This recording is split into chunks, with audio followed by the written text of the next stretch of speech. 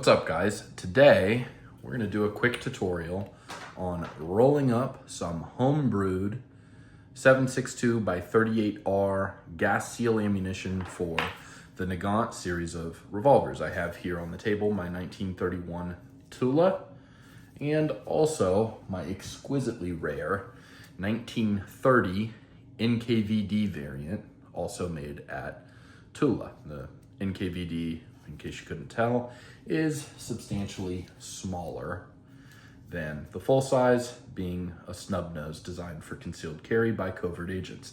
Anyhow, we're gonna go over the tips and tricks that I use to successfully roll 38R, and yes, I am using the Lee 7.62 Nagant set of reloading dies, which introduces some unique frustrations to the process, which is already strange given the gas seal recessed bullet nature of 7.62 by 38R.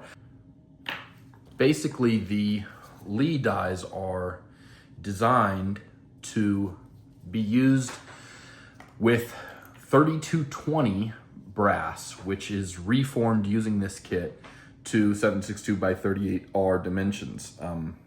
3220 in some place at some point, apparently before my birth, was more available than actual 7.62 by 38R Russian Nagant brass. I have never seen 3220 brass anywhere. Maybe you'd have to like special order it from Starline or something. I've never seen a firearm chambered in 3220. Granted, like Old West stuff is not my first love, but for some reason, Lee chose to pattern their die kit after 3220 brass, so I assume that at some point in some place it was plentiful. It is not, at least not in my experience anymore. Quick caveat, you are not going to be able to use surplus Russian Nagant brass, not without difficulty anyway, because of the Berdan primers. You want new made, boxer primed brass. Fiocchi used to make ammunition in the caliber. PPU still does, and it's pretty good, although very anemic in my experience. It's super, super weak stuff. I mostly buy it for the brass. This brass, by the way, was a batch of 100 from PPU. I'm on my 4th loading of these, and I've lost 5, 10, 15, almost 20 pieces of brass across 5 loadings. The brass attrition rate for this cartridge is unfortunately on the high side, although I'm going to show you some tricks to limit the stress that you have to place on the case mouth in particular. That's the area that tends to receive too much stress, and it leads to premature neck and case mouth cracking. But I've discovered through trial and error some methods which reduce the wear and tear on your brass. Before I dig into the nuts and bolts of assembling 7.62 by 38R in a way that reduces fatigue on the case mouth and case neck, you're probably wondering what all this crap on the table is. These are not essential items to the task of home brewing 7.62 Nagant ammunition. They are cool items from my mail day, and I have a captive audience, so I'm going to tell you about them. This is a recoil plate and check lever, a part that's pretty hard to find outside of a complete parts kit, which are getting rare and expensive. This is a cloth belt loading tool, original Russian cloth belt loading tool. I couldn't find any video anywhere on the internet of somebody actually using one of these, but I have a bunch of original Russian cloth belts. So once I figure out how it works, it looks pretty simple. I believe it's just a stretcher type of tool. Once I figure out how it works, I will demo it for the channel just to continue to grow our knowledge base on the type. And then here I have an original Russian trigger bar. These all, of course, for the model of 1910, which if you're a fan of the channel, you know we love. Putting all this stuff aside, my cool mail day, it is important whenever you see a reasonable deal on parts to pick them up for these legacy systems. Parts have not been made for the Russian 1910 in 80 years. So anytime I see a deal on parts, I pick them up and tuck them away because, hey, you never know. It's a lifeline if something goes wrong. although they are pretty durable systems. So the next thing that we're gonna do, I'm gonna talk you through actually what has already been done. So the brass has already been decapped and reprimed. I'm not gonna show you how to do that. I'm gonna take it for granted that if you are at an advanced enough station in your hand loading career to have found yourself on this video that you know how to decap and reprime brass. I am going to issue one piece of important advice. Do not decap using the supplied Lee resizing die. It's gonna work the brass, in particular the neck and case mouth, in ways that are gonna be deleterious to your long-term brass attrition rate. Do not use the supplied Lee combination decapping resizing die. There's the real good reason for doing that is because it limits stress on your brass. It also helps keep your dies clean. To just simply use a dedicated decapping tool. I like the one that Lee supplies. It's cheap, it works. So the brass has been decapped, it's been reprimed using CCI primers, nothing fancy there. Now, this is where we're gonna deviate from the instructions in the manual. It's also where your previous experience as a reloader is not necessarily going to behoove you, because this is a strange cartridge and things need to be done bizarrely to make it work. So to begin with, our resizing die needs to be set in a manner that is going to be peculiar to my seasoned reloaders. Typically, what you'll do is you'll come into contact with the shell holder and then give it another quarter turn. That's not gonna work for us with 7.62x38R for reasons that will become obvious. Again, the goal here is to limit stress on the case mouth and case neck because it kills this brass. You'll get a couple loadings out of it and then you'll have a ton of splits. I'm on my 4th loading with this stuff and I'm holding up pretty good. I did have some attrition. It's just part of the game, but 4 loadings to lose 19 cases, 19 cases is not too bad. We can live with that. So what we're gonna do is we're gonna set the resizing die, and I'll go ahead and pull out a dial caliper here to help you out so that you don't have to tinker with it. You can learn from my experience. We're going from the top of the collar here to the top of the die body itself, and I'm at 3.618, 36.18 millimeters. That is from the top, again, of the collar to the top of the die body. Set yours to 36.18 millimeters and you should be just about in business. This is something that I've calibrated and dialed on my end. It works pretty well. So we're going to partially resize the case. That's the goal here. That's what I'm getting at with this whole die seating arrangement. We're looking to partially resize the case, enough to reform it sufficiently that it'll drop into our chambers, and not so much that the brass has to be overworked when we reopen it up by flaring it to accept a 30 caliber bullet. I use 308 caliber bullets for this.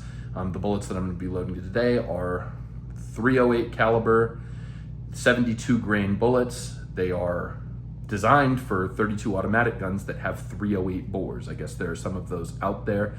So we're going to be using a 72 grain hollow point, and this partial resizing op that we're about to do should give us enough reformation without overstressing the neck and case mouth. Okay, just a couple of remarks, thoughts that I have as I'm going through this brass. Things that I've tried. I have tried simply not resizing the brass, and the case tends to have enough tension on the neck to hold most bullets without resizing the case after firing. So I would load my rounds and then run into the issue of the cases being slightly deformed, fire formed to the chamber, that is, which makes them a tight fit depending on which chamber they're going into in the revolver. So then I would full length resize the loaded cartridge, obviously with the decapping pin removed. Problem, I recognized when this happened that my accuracy for my hand loads suffered dramatically. The only thing that I can think which must be happening is that I'm squeezing the .308 projectile inside of the loaded cartridge when I full-length resize the whole loaded thing. So it's viable for getting ammunition that goes bang, doesn't fatigue the brass. In fact, I was getting zero attrition rate, an attrition rate of 0% when I was utilizing this method, but I was getting ammunition that just shot really poorly. I've also tried full-length resizing on the front end and then flaring, seating, and crimping, and just found that it overworks the brass too much. I was losing 20% or more per loading. It just adds up fast for brass that's kind of expensive and hard to come by. So this partial resizing process is what I found to be the best balance between minimizing brass fatigue and also maintaining a procedure that lets us keep our ammunition nice and precise.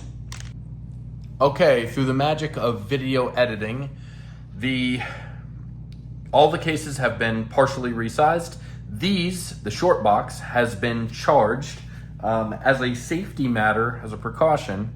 Every round that I've loaded in my career, and I've never had an accident, I've always stayed safe. We're talking tens of thousands of rounds over the last 3 decades. Every round that I load gets individually checked before a bullet goes on top with a flashlight to make sure that they have each approximately the same amount of powder in each casing. This is a final check. Some would say that it's excessive. The couple of times where I might have had an accident, squib related or double charge related, this little flashlight trick has caught the problem. So with these flashlight checked, you may be wondering, gee whiz, well, what charge do you recommend? I'm usually reticent to give charge data, but I don't mind telling you what I have used so long as you understand that I'm not therefore recommending that you should go out and use it.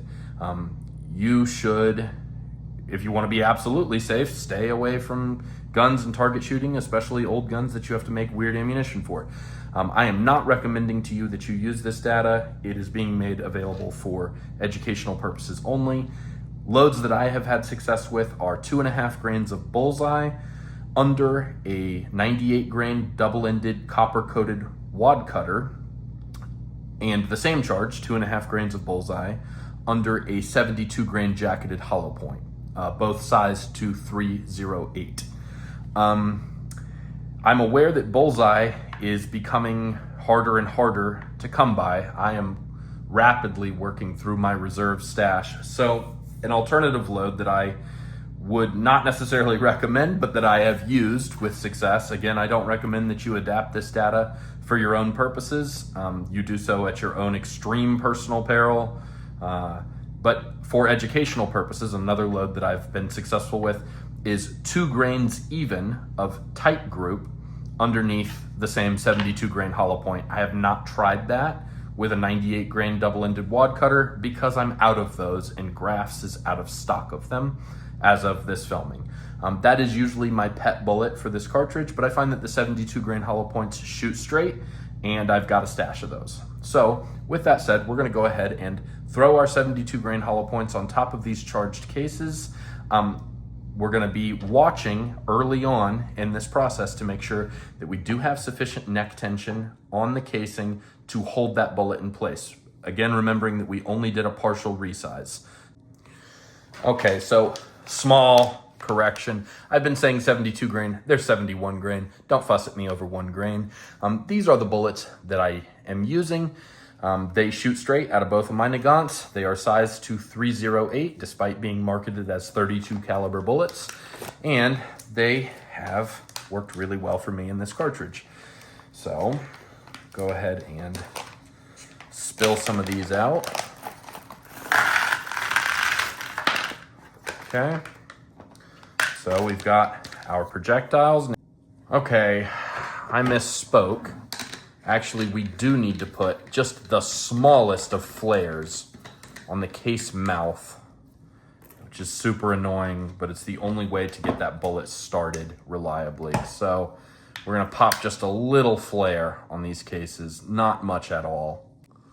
Okay, so with all of our brass just very slightly flared, it's time to switch over to our seating die. Now, one of the neat features of the 762x38R supplied Lee seating die is that slight flare we put on the case is actually going to be rolled over and crimped as the gas seal feature is placed on the loaded cartridge once the bullet slips beneath the case mouth. So we don't need to worry about crimping that flare. The seating die is going to do that for us all in one operation. So we're going to run our bullet up into the seating die, and check us out. We have sufficient tension, the bullet's not sliding around, and you can hopefully see that let's see if I can get that on camera, our flare has been rolled over. So you seat and crimp all in one operation, which is nice. Keep things simple, and we've achieved the main function, which is to not overwork that brass, and also to load ammunition that is still precise. Through the magic of video editing, this small batch is now completely loaded. You can see, shaking them, pressing on them, we have sufficient neck tension to keep that bullet in place, which is super critical. You don't want it sliding around in there. And we have not overstressed our brass. Now, I did lose a few pieces. Again, user error, idiot with a camera. I crushed a couple because I forgot about the flaring step. And then I had a couple bullets going in oblong because I wasn't holding the press straight up and down, and crushed a couple more. So we're down a few more pieces of brass than we were when we started, by no fault of the process or the brass, but of the user, me. That said, now that we've got these rounds loaded, the next test before we take them to the range is gonna show us take 7 at random and see how they fit into the chambers of my 31 Tula. This is the revolver that I shoot the most. I have fired the NKVD, but it's really too valuable to shoot often when the experience is basically the same as shooting a standard Nagant, only slightly worse because the gun is smaller and therefore harder to handle. So far, we have 3 rounds picked at random. All 3 dropped right into our chambers. There's 4, there's 5, here's 6, and 7. So we have 7 rounds that have dropped into the chambers. They're selected at random. So we're in a pretty good place to take this stuff out to the range. Not look like much, but this is a super rare variant of the Model 1895 Nagant revolver, known colloquially in the States as the NKVD variant, snub-nosed, made for plainclothes and concealed carry. Very few of these exist in the States. I've only ever seen a couple transact publicly, and I have never seen anybody actually shoot one anywhere on the internet. Are some of my 72 grain hand loads.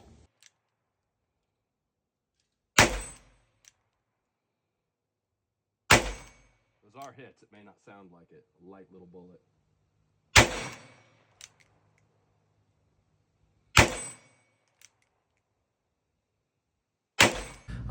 Spoiler alert, I've done that several times with this specific procedure, and it works really rather quite well. Hopefully you learned something from this video. It's a difficult little cartridge to hand load for, but the upshot is rather than pay $1 or more per round, my cost to load these is around 20 cents, maybe less, which doesn't save me any money, but does let me shoot a lot more.